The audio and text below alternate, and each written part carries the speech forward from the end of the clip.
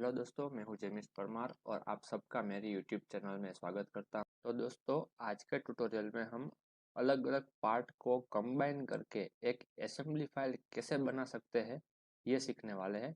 तो चलिए आज का ट्यूटोरियल शुरू करते हैं। दोस्तों, जैसे कि अभी आपको स्क्रीन में ये पूरी की पूरी असेंबली दिख रही होगी। यहाँ पे मैंने पार्ट के नंबरिंग भी किए हुए हैं। 1 to 9 पार्ट हमें असेंबल करने हैं, जैसे कि अभी आप स्क्रीन पे देख रहे हो।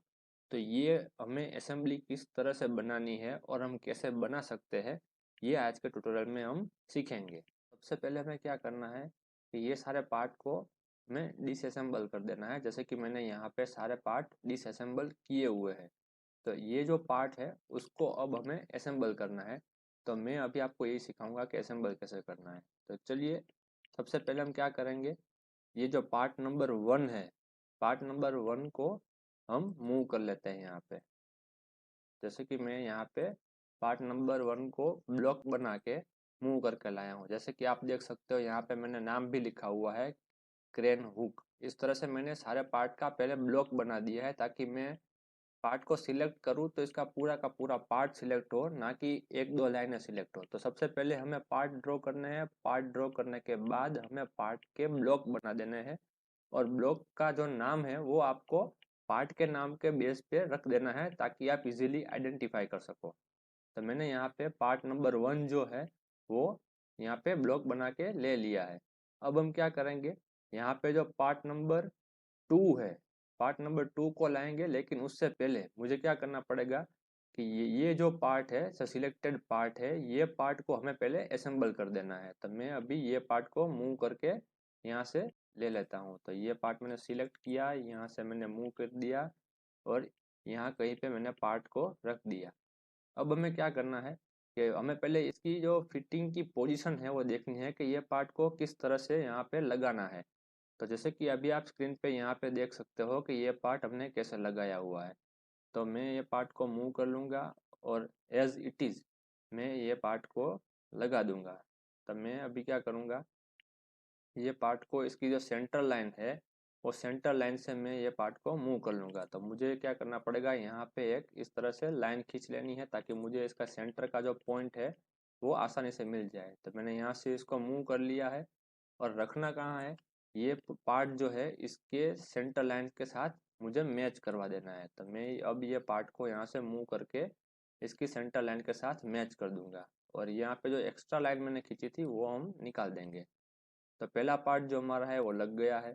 अब इसके ऊपर कौन सा पार्ट लेना है, तो ये जो रेड कलर का जो पार्ट है, ये जो हाईलाइट हो रहा है पार्ट, ये वाला पार्ट हमें इसके साथ फिट कर देना है। तो मैं अब क्या करूँगा, वो रेड पोर्शन जो है, वो जो पार्ट आएगा उसको मैं यहाँ पे मूव करके ले लेते हैं। अब इसको हम क्या करेंगे, सेम वे इसको यहाँ पे हम सेंटर लाइन बना देंगे कुछ इस तरह से। और अब ये ब्लॉक को हम इसके सेंटर लाइन से मूव करके इसकी सेंटर लाइन के साथ यहाँ पे मैच करवा देंगे, ताकि ये पार्ट यहाँ अच्छे से फिट हो जाएगा। और ये लाइन जो एक्सेसिव लाइन है उसको डिलीट कर देंगे। डिलीट करने के लिए मैं यहाँ पे इरेज कमांड का यूज़ कर रहा हूँ। तो आप इरेज कमांड से और डिलीट बटन से दोनों तरीके से आप लाइन को डिलीट कर सकते हो। अब क्या करना है, तो अब हमें ये यहाँ पे जो जो नट है, ये नट लगा देनी है। तो मैं यहाँ पे फिर से वो नट का जो ड्राइंग है वहाँ से जाऊँगा, उसका ब्लॉक जो है उसको यहाँ पे लेके आ जाऊँगा।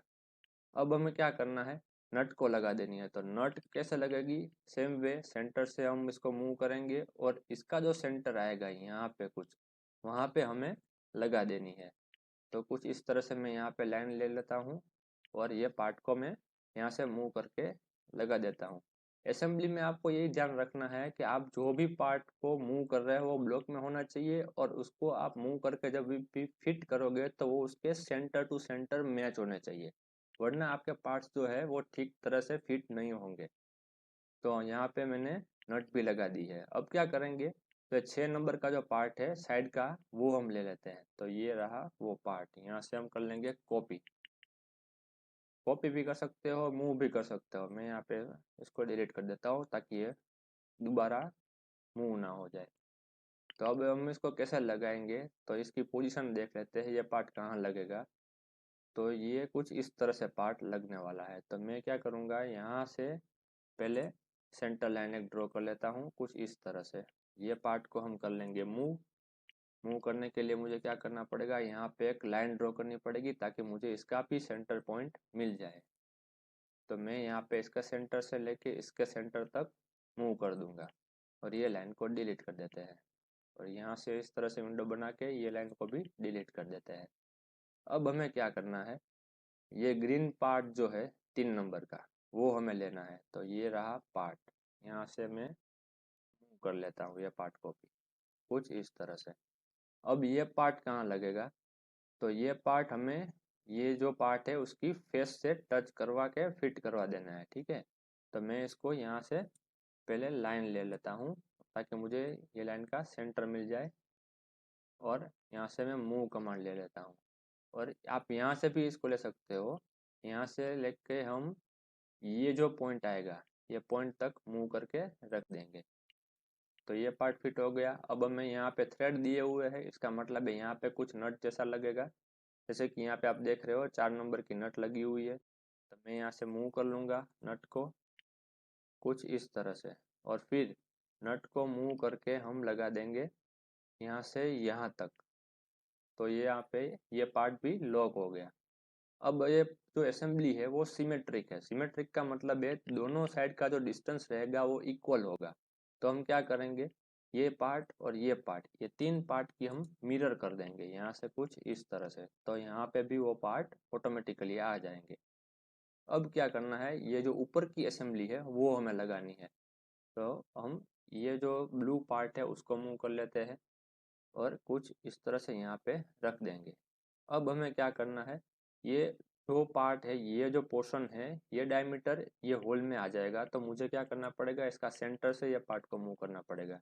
तो मैंने यहाँ पे लाइन लेके ये पार्ट को मैं इसके सेंटर से मूव करवा लेता हूँ और मुझे इसका भी सेंटर चाहिए जो मुझे अभी नहीं मिल रहा है। तो मैं क्या करूँगा, यहाँ पे भी एक लाइन ड्रॉ कर लूँगा ताकि मुझे वो लाइन का सेंटर मिल जाए। यहाँ से मैंने मूव कर लिया ये पॉइंट से लेके ये लाइन का जो सेंटर है वहां तक। और फिर वो एडिशनल लाइन जो हमने ड्रॉ की है उसको हम रिमूव कर देंगे कुछ इस तरह से। तो ये पार्ट भी हो गया। आपको ध्यान क्या रखना है कि यहाँ पे हमने ये पार्ट जो है वो ये पार्ट के साथ दोनों part face to face touch हो गए। यहाँ पे कोई डिस्टेंस नहीं दिख रहा, मतलब कि आपकी जो असेंबली है वो ठीक तरह से हो रही है। कहीं पे भी कुछ इस तरह से जगह रह जाए, जैसे जैसे कि मैं यहाँ पे आपको दिखा रहा हूँ इस तरह से, तो इसका मतलब है कि आपकी जो असेंबली है वो ठीक तरह से नहीं हुई है या फिर आपकी जो असेंबली है वहाँ में कुछ ना कुछ आपने गलत डायमेंशन के साथ ड्रॉ किया हुआ है। देखो अभी मैंने यहाँ पे जानबूझ के मूव करके आपको दिखाया क्योंकि यहाँ पे जगह रह रही है और यहाँ पे देखो ये पार्ट जो है वो ओवरलैप एक दूसरे से हो रहे हैं। तो इसका मतलब है कि ये जो मूव हुआ है वो पॉइंट सिलेक्शन में भी दिक्कत हो सकती है या फिर आपने जो पार्ट ड्रॉ किया है वहाँ पार्ट ड्रॉ करने में भी कुछ ना कुछ दिक्कत हो सकती है। तो ऐसा हो तो पहले आपको क्या करना पड़ेगा, पूरे पार्ट के जो डायमेंशन है उसको चेक करना है।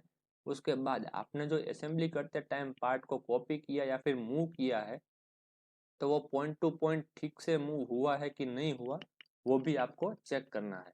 मैं फिर से ठीक तरह से इसको मूव कर लेता हूँ। तो देखिए ये हो गया। तो कुछ इस तरह से आपको पार्ट दिखना चाहिए, यहाँ पे भी जगह नहीं है और यहाँ पे भी जगह नहीं है। ठीक है, अब हम क्या करेंगे, यहाँ पे ये वॉशर लगा देंगे जो रेड कलर का है। तो ये रहा उसका वॉशर, इसको मैं मूव करके यहाँ पे ले लेता हूँ। अभी जो वॉशर लगेगा वो भी सेंटर टू सेंटर लगेगा क्योंकि सारे पार्ट सिलिंड्रिकल है तो वो सारे के सारे सेंटर टू सेंटर ही कॉन्सेंट्रिक ही आने वाले हैं। तो यहाँ से लेके मैं यहाँ पे इसको मूव कर लेता हूँ। अब इसके ऊपर नट लगेगी तो नट भी यहाँ पे ड्रॉ की हुई है मैंने, इसको भी हम मूव करके ले लेते हैं यहाँ से यहाँ तक। अब ये भी नट है तो मतलब वो हेक्सागोनल पार्ट है तो उसका सेंटर भी कॉन्सेंट्रिक ही रहेगा। तो मैं इसको यहाँ से इस तरह से मूव कर लेता हूँ। अभी यहाँ पे मुझे मूव करने की ज़रूरत नहीं है या फिर मुझे उसको फिर से नया पार्ट इसकी कॉपी करके लेना है और उसके बाद उसकी असेंबली करनी है। इतनी ज़्यादा मेहनत करने की ज़रूरत नहीं है, उसमें आपका टाइम वेस्ट होगा। तो सिंपली हम क्या करेंगे, फिर से मिरर कर देंगे। ये 2 पार्ट जो है वो 2 पार्ट की मिरर कर लेंगे हम। कहाँ से, इसके सेंटर से। तो यहाँ पे भी उसकी एक कॉपी बन गई। तो हमारी जो असेंबली है वो आप देख सकते हो वो ठीक तरह से इसके जैसी ही बन गई है। देखो आपको यहाँ पे दिख रहा होगा, देखो यहाँ पे आपको दिख रहा है कि हमने यहाँ पे एक नई असेंबली कंप्लीट क्रिएट कर दी है। तो कुछ इस तरह से हम ऑटोकैड में सारे पार्ट्स जो है वो different types of part draw करने के बाद सारे पार्ट सही से बने हैं या फिर कहीं पे डायमेंशनल एरर है कि नहीं है, ये चेक करने के लिए हम ऑटोकैड में जनरली असेंबली बनाते हैं। तो कुछ इस तरह से अगर आपके पास भी कोई एक कंप्लीट असेंबली के अलग अलग पार्ट्स है तो उसकी आप इसी तरह से असेंबली बना के चेक कर सकते हो कि कहीं पे आपसे या फिर आपको जो ड्राइंग मिला है उसमें डायमेंशनल एरर तो नहीं है ना। वो आप चेक करना चाहो तो कुछ इस तरह से कर सकते हो। तो दोस्तों आज के ट्यूटोरियल में हमने अलग अलग पार्ट्स की कंप्लीट असेंबली कैसे करते हैं ये करना सीखा। अगर आपको इसमें कुछ समझ में नहीं आया या फिर आपको इसमें कुछ नया सीखना है या फिर आपके पास कोई ऐसी क्वेरी है जो आपको समझ में नहीं आ रही हो और आप सीखना चाहते हो तो वो आप मुझे कमेंट करके बता सकते हो। तो उसका सॉल्यूशन भी मैं आपको जल्दी रिप्लाई करके दे दूंगा। और अगर आपको उसके ऊपर वीडियो चाहिए तो वो भी आप मुझे कमेंट में कह सकते हो। तो मैं वीडियो बना के भी आपकी क्वेरी जो होगी वो सोल्व करने की कोशिश ज़रूर करूँगा। तो दोस्तों आज के ट्यूटोरियल में बस इतना ही। अगर आप चैनल में नए हो तो चैनल को सब्सक्राइब कीजिएगा और जितना हो सके उतना इस वीडियो को शेयर कीजिएगा। चलिए दोस्तों मिलते हैं एक नए ट्यूटोरियल में नए टॉपिक के साथ।